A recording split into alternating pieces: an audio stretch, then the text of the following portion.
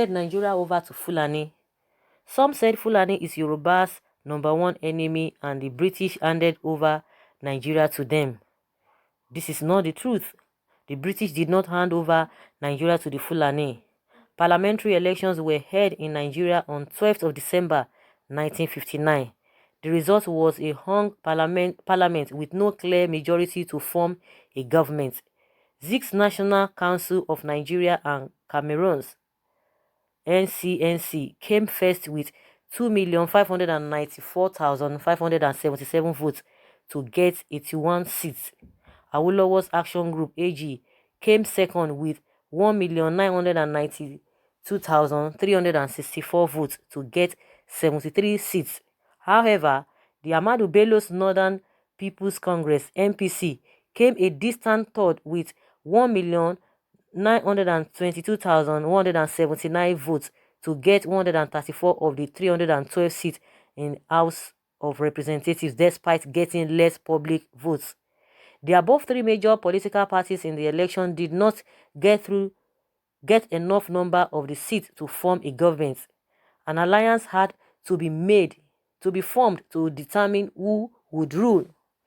It was a no-brainer that Zik's NCNC and Awolowo's Action Group should make a coalition government, as they came first and second respectively.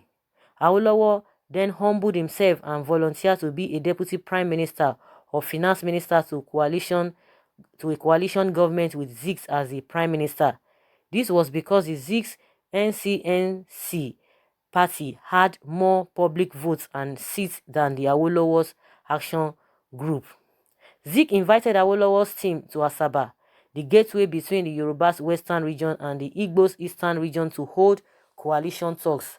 The talks were a clever ruse to keep Action Group's hopes high, so that Action Group would be kept distracted from meeting with other minor parties for talks, including Northern Elements Progressive Union with 8 seats, Mobalaje Grand Alliance with 6 seats, Igala Union with 4 seats, Independent Candidates with 4 seats, Igbira Tribal Union with 4 seats, and the Niger Delta Congress with 1 seat.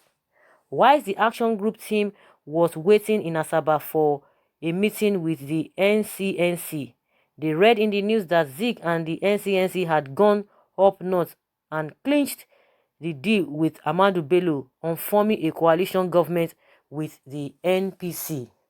Tafawa Balewa, a Fulani, would be the Prime Minister of Nigeria, while Zik would be the figurehead Governor General. Even Nkrumah of Ghana was shocked. He asked Zik why, having spent so much energy fighting for colonial emancipation and then settling for a toothless bulldog role when Nigeria needed him the most. Zik wrote in his autobiography why he did not form a coalition government with Awolowo. In 1947, with over £13,500 raised from the Yoruba people and given to the NCNC, Zik had led other 6 prominent NCNC delegates to London to protest the obnoxious laws of Governor Arthur Richards.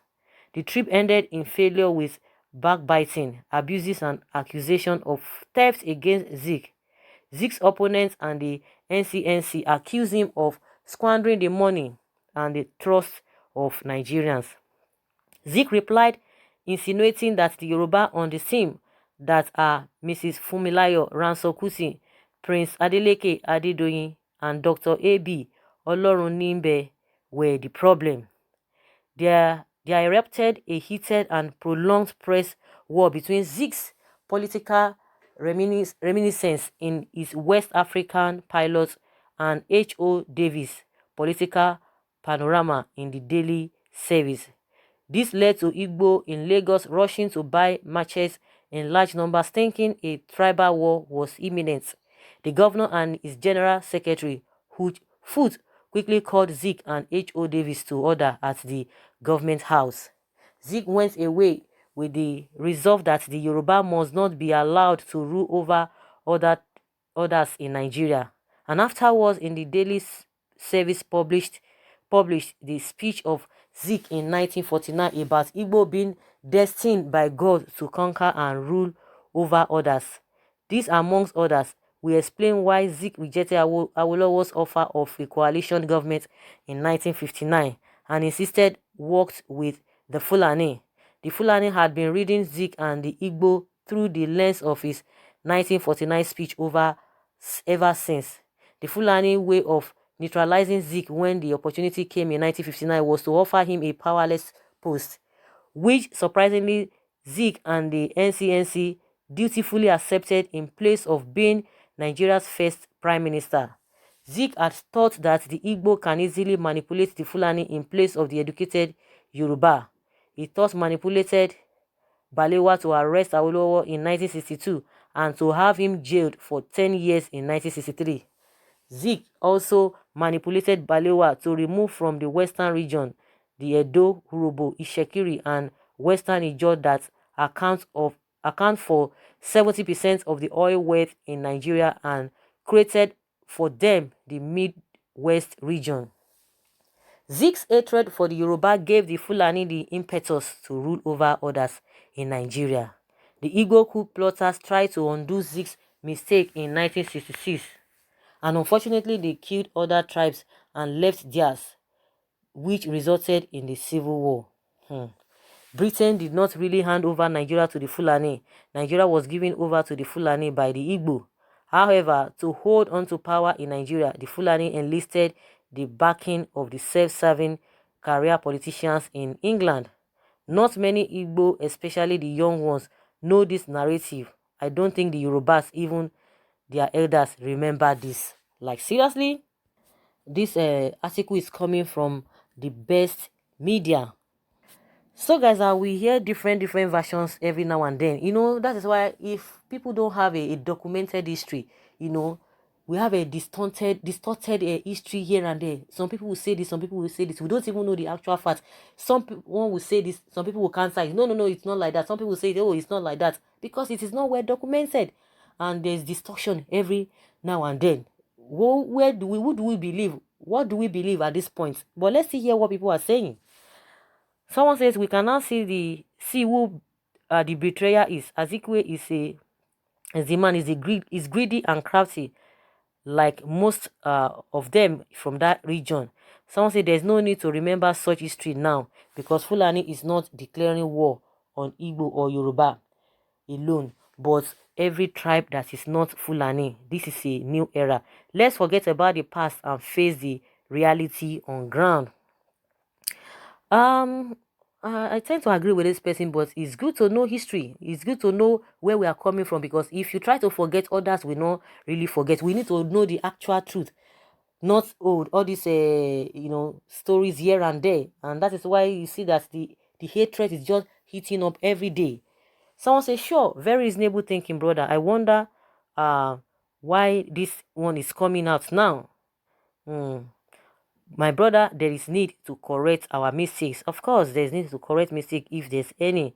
Someone say this just exactly what happened. It was the Igbos that started this hatred of a thing. Yorubas are highly diplomatic and reasonable. And someone says, yeah, that I am authoritatively affirming this historical part because that is part of what my father used to narrate to me during his days. It was also confirmed by my story teachers in my old school days.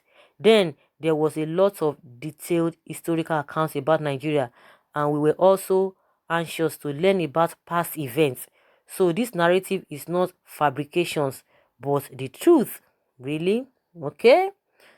And this person believes that the charms of Hausa Fulani are on the south again.